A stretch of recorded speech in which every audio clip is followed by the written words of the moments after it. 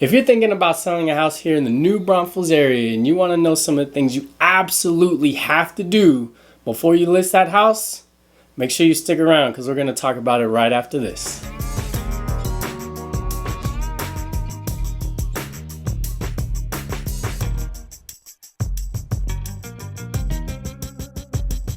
Hey guys, welcome back to the Nbtx Living Channel. My name's Chase Bradley. I'm Veronica Bradley. And as promised, today we're going to talk about selling houses, specifically the things you need to do before you sell your house to make sure that you're netting the most money off of it.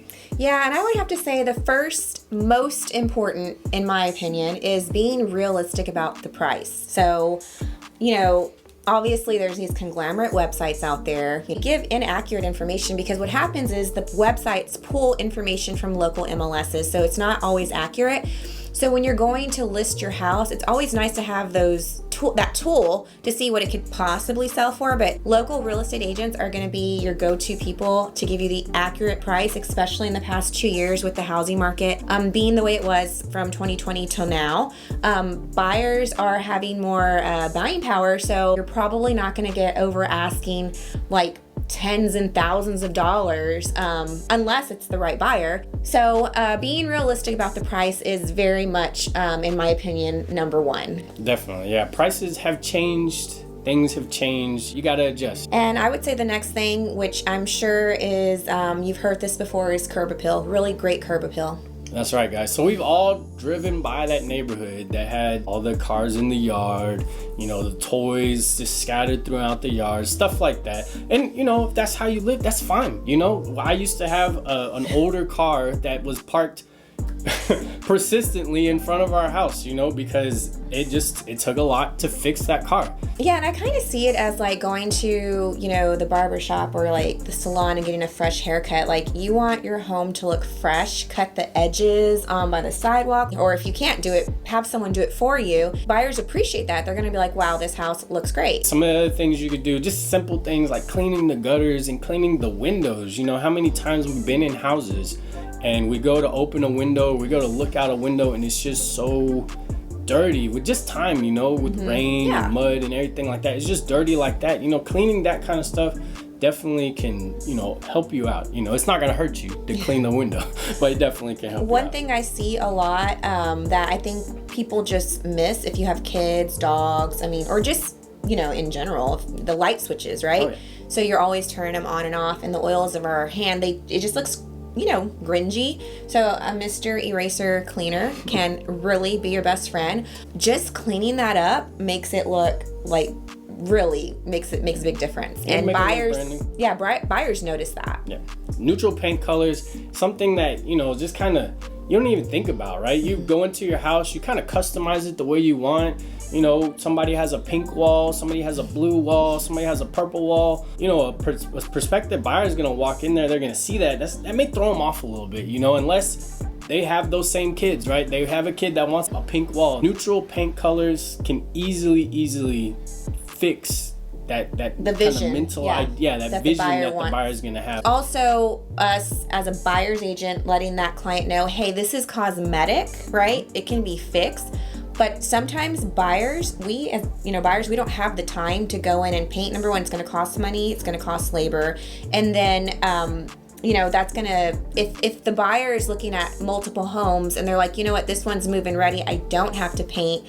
This is why we always tell our clients, if you can paint, if you can afford to just turn it back into a neutral color, it is going to help your return on investment. Exactly. Yeah. So another thing we want to talk about is just tighten all the loose things, right? So all the loose things, you think about like a doorknob, right? There are many times we've been in the houses and we go to open a doorknob and the doorknob almost falls off.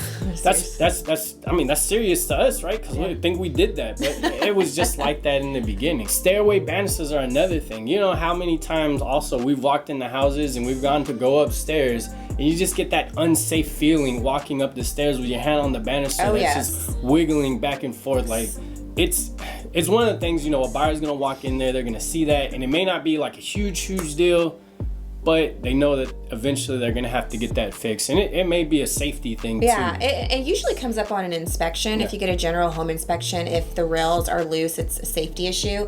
What we see a lot is the electrical outlets. That's very common to see that the covers are loose. All you have to do is get a little screwdriver and tighten them up. That comes up a lot.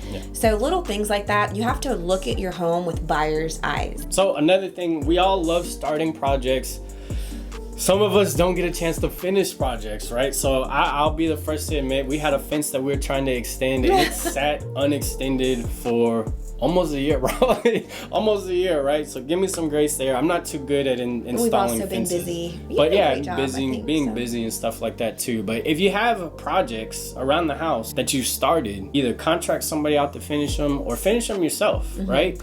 Because that's another thing. When buyers walk in and they see a floor that's halfway tiled, and you're like, hey, I'm getting to it. Definitely make sure you get to that before you list your house. Because, again, just the perception of a buyer walking in, if they don't want to have to put in a whole bunch of extra work into your house, they see something like that, it may be a turnoff for them. And ultimately, just getting the project done, finishing it, really does help the buyer's price that they're going to offer. So like he mentioned, if there's like unfinished flooring, well, even though you're saying it's going to get done, or maybe you have the material for it to be done, a buyer is going to still deduct what they would normally offer off of, they're going to use their own, Google cheat sheet and see how much it would be. Typically you can go on to any search engine and say like, how much is labor with, whatever project that you're doing, and it will give you a guesstimate depending on the area that you're in, and they'll get that number and deduct it from their offer price. So ultimately, just by getting the work done, completing the job and the project in a really good quality manner really will help. Yeah. So, and another thing, I know we've talked about like replacing things, repainting things. We did kind of briefly touch on, just cleaning things up, but making sure all those surfaces, right? All those surfaces are clean. They're not dusty. They don't have a whole bunch of grime on them. Anything that you're typically putting your hands on every day, it's just going to build up grime over time, and it's going to change the color of it. It's going to make it look a little bit off. If you could clean those things, it makes a world of difference.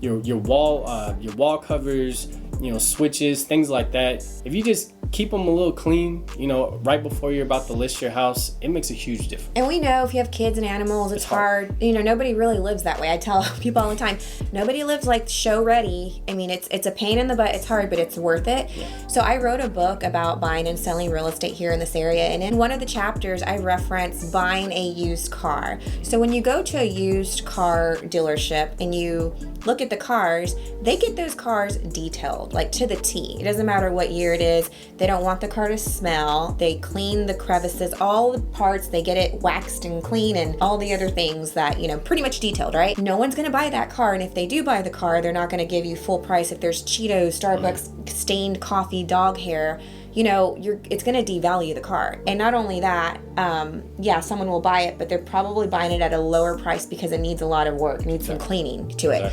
So when you sell your home, you have to have that mindset. You want to detail your home.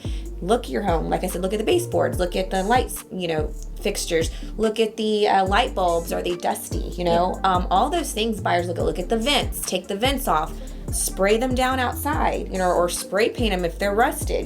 There's so many things that you can do, but you have to look at your home with buyer's eyes. That's right, guys. And one of the last things, my favorite. This is a killer for me. If I walk into a house and I smell something, so cat smells, dog smells, animal smells, trash, just smells in general, guys, unless they are the awesome sweet smell of baking cookies, you're instantly turning people off with that smell, right? So I've walked into a couple of houses that have just been prospects for some of our clients, and as soon as I open the door, I can tell. I was like, man, they have pets, and you can just tell. And the litter box, make sure the litter box is clean, which is so hard to get out. Yes, it is super hard.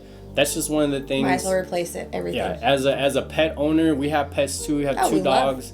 We know there's some spots. I mean, obviously we've cleaned it. Not our dogs. Our dogs are good dogs. So, I mean, that's not a conclusive list, obviously. There's other things. List. that, you know, we highly recommend. If you have any questions about that, or maybe we missed something that, like, hey, as a buyer, this is something you look at, make sure you comment down below and you let us know. The other thing is, if you like seeing stuff like this, make sure you subscribe and you hit the notification bell so you don't miss any more of these videos. Yeah, guys, and if you are truly thinking about moving to New Braunfels or San Antonio area, you have to reach out to us. Call us, text us, and email us, because we'll guarantee that you're going to be living your best life here in New Braunfels, Texas. That's right, guys. Until next time. Bye. Bye.